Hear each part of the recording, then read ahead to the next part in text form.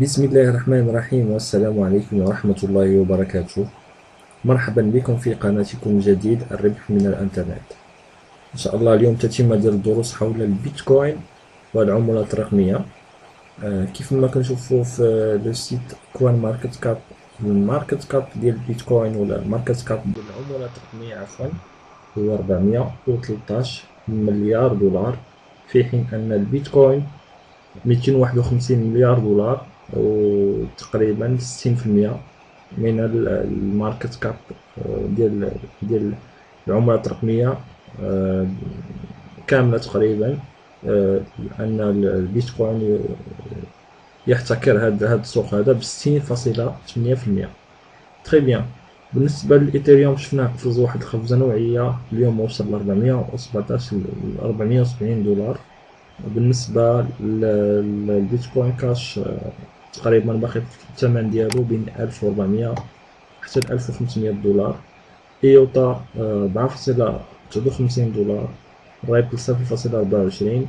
وشفنا المفاجأة ديال اليوم هو اللايتكوين اللي حقق واحد الانتصار كبير جدا، واحد القفزة نوعية، إذ احتل المرتبة السادسة في الماركت كاب ب 154 دولار بالنسبة لللايتكوين. ولو بروجي ديال اللايتكوين وصل تقريبا 8 مليار دولار، 8 مليار دولار و 383 مليون دولار.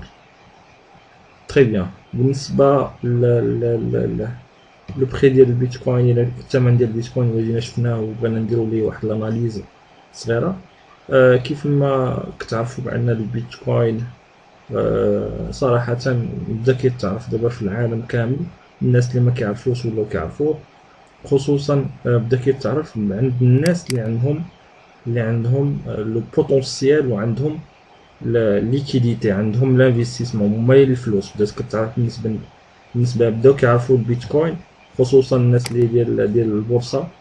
وراكم عارفين بان الناس ديال البورصه عندهم واحد لا بويسونس بوليتيك، وعندهم واحد لا بويسونس ايكونوميك كبيره، يعني عندهم واحد سيوله كبيره جدا التي تم ضخها في البيتكوين، ضخها في مجموعه من العملات الرقميه. وهما اللي عطاونا تقريبا هذا الماركت كاب اللي شفتوها 411 مليار دولار. كيف ما شفتوا لا فولاتيليتي كبيره جدا، كان 413 ولا 411 مليار دولار، كيوصل ل 450 مليار دولار، يتعدى 450 مليار دولار، وكيهود حتى ل 383 دولار. يعني عندنا واحد تقريبا واحد 70 مليار دولار ديال الفولاتيليتي، يعني 70 مليار دولار كتمشي من السوق كترجع للسوق، مما كيخلي واحد لا فليكتوياسيون، واحد لو بري كيطلع وكيهود لاقصى درجه. كيف ما شفتوا البيتكوين في واحد الاوقات هود من 1600 دولار ل 1300 دولار في غضون 5 دقائق في منصة البيتريكس. اللي بغيت نقول هو ان فلا جينا نشوفو الثمن ديال البيتكوين في لي ماركت، ونشوفو لي ماركت باش تعرفوا فين كاينه لا كونسونطراسيون دو بري، ولا فين كاين لا كونسونطراسيون ديال الفوليوم ديال البيتكوين. كيف ما شفنا هاد المنصه ديال البيت ماكس ب 15.21%. المنصه الكوريه بيت هامب اللي كان وصل فيها البيتكوين ل 19000 دولار، دابا 15892، 10.55. ديما كنشوفوا واحد الارتفاع نسبي للمنصات الكورية على حساب المنصات الأمريكية. جي داكس اللي ديال أمريكا والولايات المتحدة الأمريكية وإنجلترا، هذا ديال كوان بيز 15000 دولار. في حين أن إلا جينا نشوفوا مجموعة من المنصات لا تتجاوز 15000 دولار، كتبقى في 14000 دولار. تري بيان. علاش البيتكوين قفز لهاد القفزة نوعية؟ واش يقدر يفوت هاد المبالغ هادي؟ البيتكوين بما انه الا جينا نشوفو البيتكوين، نهضروا على البيتكوين تقريبا هاد القدر الكبير ولا هذا المبلغ الكبير ولا هذا لو بري الكبير بزاف هو كون ان البيتكوين محدود الكميه. تقريبا الكميه اللي غادي تكون في البيتكوين باكملها هي 21 مليار دولار، 21 عفوا مليون وحده، 21 مليون بيتكوين، في حين ان الكميه الموجوده في السوق حاليا هي 16 مليون و731 الف بيتكوين. يعني هاد 16 مليون و731 البيتكوين هي الكمية الموجودة نظريا ماشي فعليا. أما فعليا فهذا العدد غادي ينقص بكثير جدا. علاش؟ لأن البيتكوين من 2009 حتى 2017 سيرمون ضروري غيكونوا العديد من الآلاف ديال ولا مئات الآلاف ديال البيتكوين أتلفت ولا مشات ولا ماليها تقريبا اون سي جامي. كاين مجموعه من الامور مهم ما بقاتش موجوده، هي موجوده على الارض الواقع ولكن ماليها ما عندهمش البريفيت كود ديالها، ما عندهمش اناكسيسيبل، ما كيقدروش يوصلوا ليها. يعني ان الكميه الموجوده حاليا ديال البيتكوين اقل بكثير من 16 مليون 16 مليون بيتكوين. نفترض ان الكميه مثلا هي 13 مليون بيتكوين ولا 14 مليون بيتكوين، يعني ان العالم كله باسره تقريبا مجموعه من الدول، مجموعه من لي زورغانيزاسيون، مجموعه من لي زانفيستيسور كيقلبوا باغيين يشريو هاد 14 مليون حبه ولا 14 مليون بيتكوين اللي كاينه اللي متداوله ولا اللي كاينه في السوق.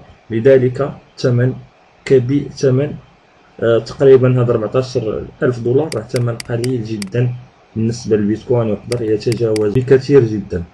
اللي بغيت نقول لكم هاد لا فيديو هادي اللي غادي تشوفوها دابا ديال بيتكوين، هاد الفيديو اللي غادي نشوفوه ان شاء الله دابا تقريبا غادي يحاول يلخص لكم لا سيتوياسيون اللي كاينه وعلاش كاين هاد الجدل الواقع بين الفلول ستريت حول البيتكوين.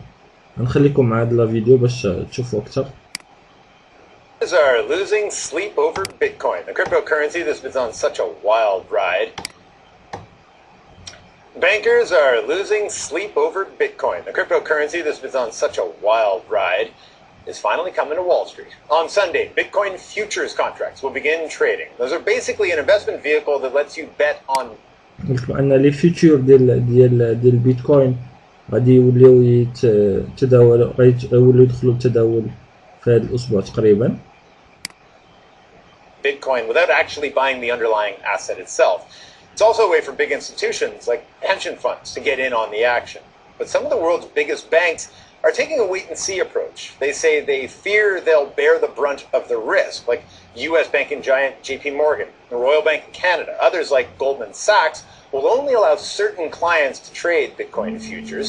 These middlemen also fear Bitcoin's volatility makes it hard to match buyers to sellers.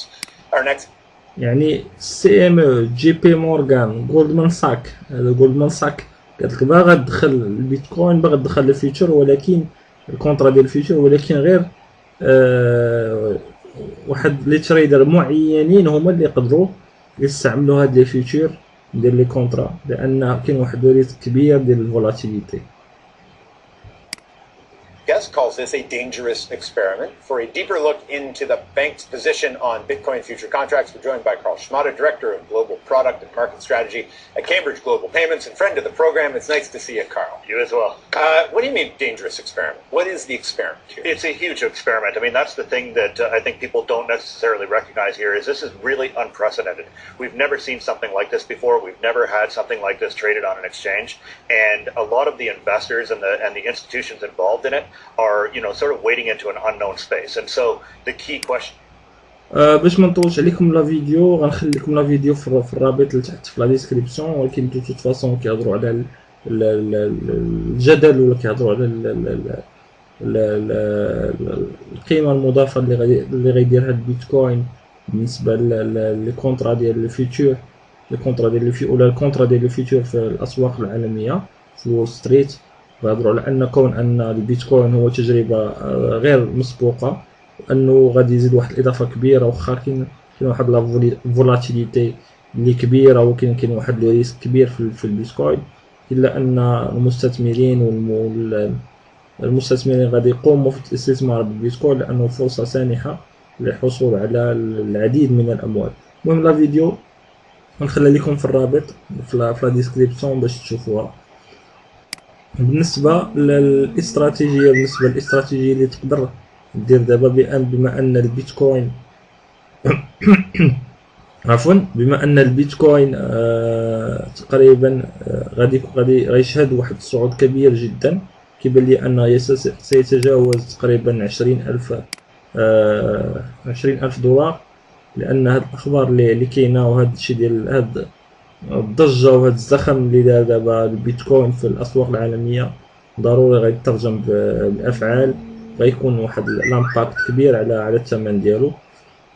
بالنسبه للاستراتيجيه اللي تقدر دير طونك تريدر في هاد لا سيتوياسيون هادي، هو انك تخلي واحد 50% هي الاقل حاجه، تخلي واحد 60% ولا 50% ديال الكابيتال ديالك تخلي بيتكوين، ولا الشيء الاخر اللي بقى تقدر تخليه في لا كريبتو كورونسي. وامتى تختار لا كريبتو كورونسي؟ خصك تعزل لي مومون اللي مزيانين ديال الانفستيسمون. كنشوف بان البيتكوين دابا في واحد غيهود دابا وصل ل 14788، يقدر يهود دابا ومن بعد غادي يطلع. يعني فاش كيهود البيتكوين كيكونوا العملات طالعين، كيف ما شفنا 400 كنا شفنا في الاول ديال الفيديو 413، دابا 405، يعني 8 المليار دولار التي سحبت من السوق. يعني اللي بغيت نقول هو ان تخليو، ما تنساوش تخليو واحد 50% من البورتفوليو ديالكم ديال البيتكوين، و50% تقدروا تستثمروها في مجموعه من العملات الرقميه اللي غادي نقولهم لكم دابا. مثلا ايوتا عمله رائعه جدا، عنده واحد المستقبل كبير جدا. مونيرو عمله اكثر من رائعه. لايتكوين بيان سور. مثلا كاردانو، نيو، ستراتيس، ليسك تقريبا، بيتشير حتى هي، ستيم عمله اكثر من رائعه. تقريبا هذوك مجموعه من العملات، تقدروا تدخلوا معنا في الجروب تيليجرام باش نعطيكم المزيد من المعلومات حول هذه العملات ولا حول عملات اخرى. تري بيان، نتمنى نكون توفقت في شرح ديال هذا الفيديو. تبارك الله عليكم، والسلام عليكم ورحمه الله وبركاته.